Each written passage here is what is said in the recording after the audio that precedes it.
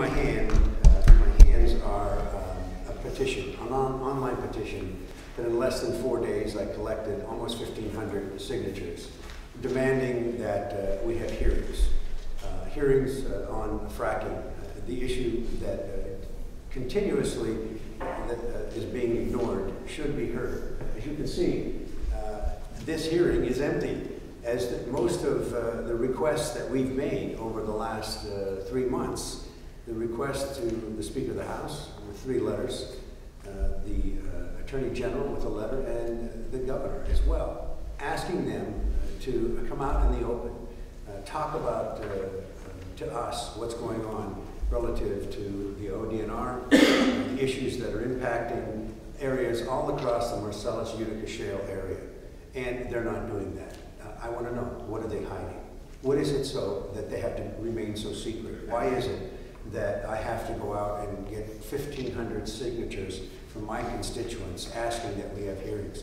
And every one of these individuals, it was just a basic request, demand that the Ohio legislature have immediate hearings relative to fracking in Ohio. It is not against fracking, and in fact, I'm not opposed to it, but I think that it's imperative that if we're going to do this, that it benefits us to the fullest.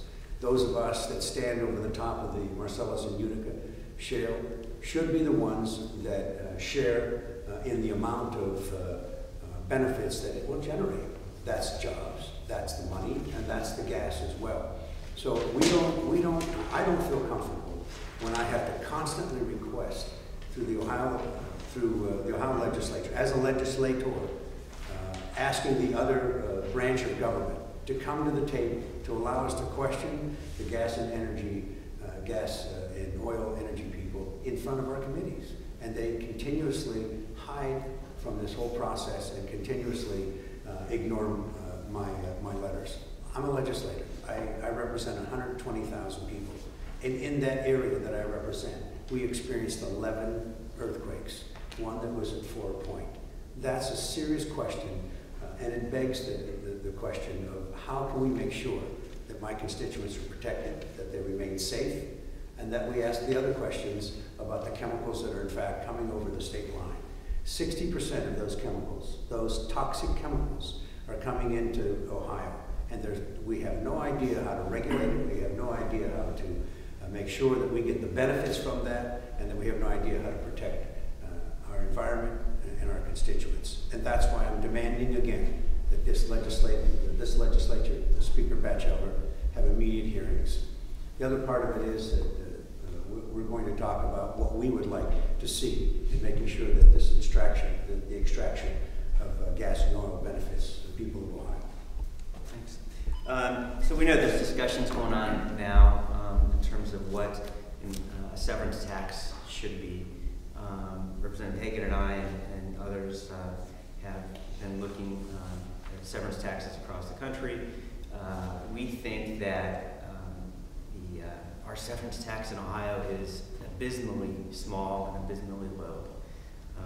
Right now it's based on a measurement of 3 cents per 1,000 cubic feet of oil or gas that's extracted from the earth. That's amazingly low if you compare that to the value taxes that are based in other states. So Texas has a rate of 7.5% of value when gas is sold at market.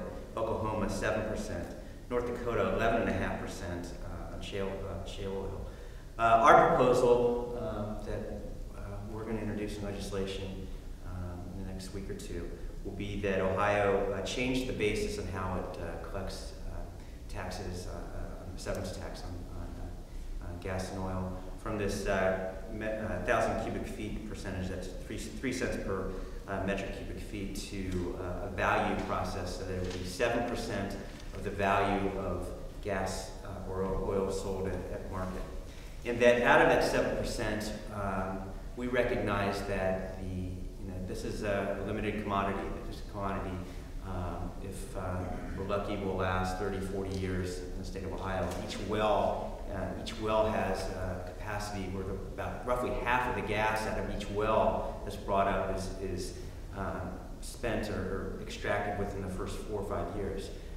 So we think that there should be a local impact fund that would have at least 1.5% of the 7% that we're collecting that would go to the Marcellus Utica Shale areas for kind of local authorities to use that money in ways that they think makes the most sense, whether it's for roads and bridges and maintenance of land, whether it's for realizing at the end of the day that this resource is not always going to be there. We're going to need some money for further education, for business development, economic development, but there'd be a local impact permanent fund, is what we're calling it, that would be there for those communities that are impacted by the drilling coming out of the Marcellus Utica Shale area. Additionally, we think that, I believe, and I know Representative Hagan does and others, that while shale gas is a cleaner source of fuel than carbon, than straight gas that we're getting from other sources, that this is not necessarily a clean gas, right? It's 50% cleaner than regular sources of fuel, but that we need to develop, and Ohio should be developing, a greater capacity for advanced energy. And so part of what we're suggesting in our proposal is that 5.5% of the new taxes, that severance tax, be dedicated for an advanced energy fund. We had an advanced energy fund in the state up until December 2010. That money was utilized for solar, wind power, energy efficiency programs. We think that the state should go whole hog and really develop programs and allow consumers to have the opportunity to really take advantage of what we think is the cleanest resources that we currently can provide. So 0.5% of that, 0.5% of this money would go to advanced energy sources. And then the rest would go to the general fund. We think that there's going to be, this would be 5% of this 7% would go to the general fund, hopefully to replenish dollars that we've taken away from local governments, from schools, from universities, from parks, from prisons.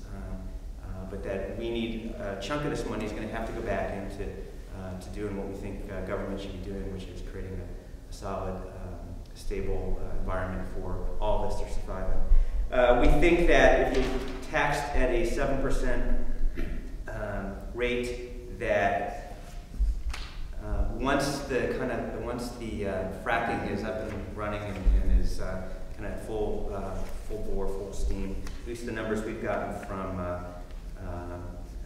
Progress Ohio, Innovation Ohio, oil and gas education program, is that you could raise about $500 million a year with a 7% tax.